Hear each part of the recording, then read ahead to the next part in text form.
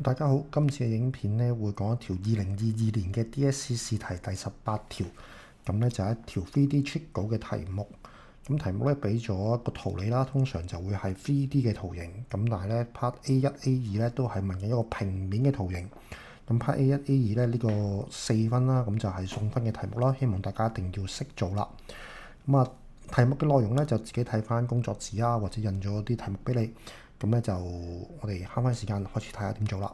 咁第一題咧 Part A1 咧就叫大家咧計翻 QR。咁頭先講咗啦，因為 DSE 就成日俾立體圖咯，平面圖咧希望大家都可以自己畫到出嚟啦。個平面圖咧就係咁樣樣咯，將啲 PQR 嘅長度啊、角度啊都標示出嚟。咁你就會見到咧25同30啦，中間隻夾角係95度嘅。咁你會留意到咧冇任何嘅一對邊同埋對角咧係有齊資料嘅。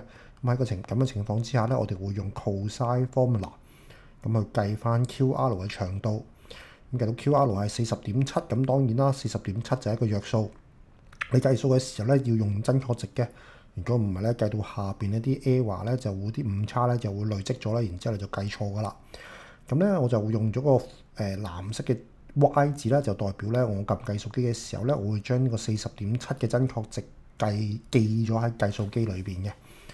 咁跟住咧就計 A2 啦，A2 咧我哋有40.7啦，係 RQ 之後咧，咁其實我哋就有95度同埋40.7呢個對邊同埋對角啱啱好有一 pair 咯。咁有一 pair 嘅時候咧，我哋就可以用 sin formula，咁咧就會計到 PQR 啦。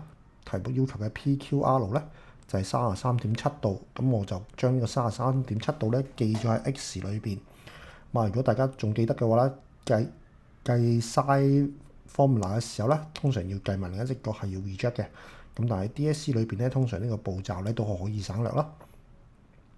好啦，咁所以咧4分嘅題目，咁就公式1分，答案1分，公式1分，答案1分，咁就4分。咁呢個4分咧就好好賺嘅，希望大家咧一定要識做啦。跟住 Part B 咧就會比較困難咧，因為咧睇緊立體嘅圖形。咁立體嘅圖形啦，咁大家要加啲想像力啦。咁題目就話啦，有一個工匠啦，就將個RQ 嘅終點咧記為 M， 然之後咧就話咧RP 同埋地下嘅夾角咧係70度。咁跟住咧佢就聲稱咧個 angle between PM and the horizontal ground 咧就exist 40 degree， 咁即係話呢個 PM 就自己要連埋 PM 條線啦，然之後咧 PM 嗰條線同埋地下嘅夾角咧就會係超過40度嘅。咁呢個咧就比較困難嘅地方，咁所以咧大家就睇睇啦。咁一開始咧就話佢係終點啦，咁所以我畫圖嘅時候咧再將咧40.7咧就分開咗做兩邊啦，20.35、20.35。咁咧 Part A 咧，我哋應該即係第一步啦 ，Step 1啦，我哋應該要計 PM 嘅長度咯。計 PM 嘅長度嘅時候咧，其實就會計 PMQ 呢個三角形。咁其實咧，我哋有20.35同埋30係 PM。Part A 咧，我哋計咗咧直角咧 Q 咧係30.7度嘅。咁同 A1 嘅情況一樣咯，有兩條邊一隻夾角，呢度咧我哋就用 cosine formula 啦。咁自己撳 formula 02咧會出到個 PM 咧就18.7 cm。咁呢個 D 咧嘅意思咧就我將呢個數咧記咗喺計數機嘅 D 裏邊啦。好啦，咁樣嘅情況之下咧，跟住咧我哋就繼續做落去啦。咁咧喺立體圖啦，即係題目就會有立體圖俾你。咁我計數嘅時候咧，通常就會係咁畫啲平面圖啦，咁方便自己去睇邊啲邊我可以容易啲揾到。好，立體圖咧就睇翻左手邊嘅熒幕，然之後咧我哋睇平面圖嘅時候咧就咁樣啦。首先我哋要知道啲投影先啦，即係一路教書都講緊咧，睇立體圖嘅時候個投影係十分重要嘅。所以咧 R 同 N 咧就係D 同 N 咧就係 R 同 M 喺地面上嘅投影。咁所以 D 點同 N 點咧係自己身加嘅。咁呢句咧就記得寫咯。咁如果你仲有印象咧，我上堂就話啦，寫咗呢個之後就講埋邊一隻角咧係嗰個直線同埋平面之間嘅投影咧，通常都有1分攞到嘅。咁呢個咧，希望大家咧都攞到啦。所以咧，我哋繼續計落去嘅時候咧，就會計PM 同埋 PN 之間嘅交角咧，就其實就係嗰個 angle between PM 同埋 horizontal 關啦。咁所以你要寫翻呢句啦，咁你就攞到分啦。咁所以咧，我哋要計到MPN 呢隻角嘅時候咧，咁我哋需要計到MN 啦同埋 PM 出嚟嘅。咁點樣計到 PM 同 MN 出嚟咧？首先我哋要知道咧 RD 嘅長度啦。RD 嘅長度嘅時候咧，我哋會先計三角形 RPD 裏邊啦，因為咧呢個三角形咧其實就一個直角三角形，我哋有70度呢隻角啦，45咧係斜邊啦。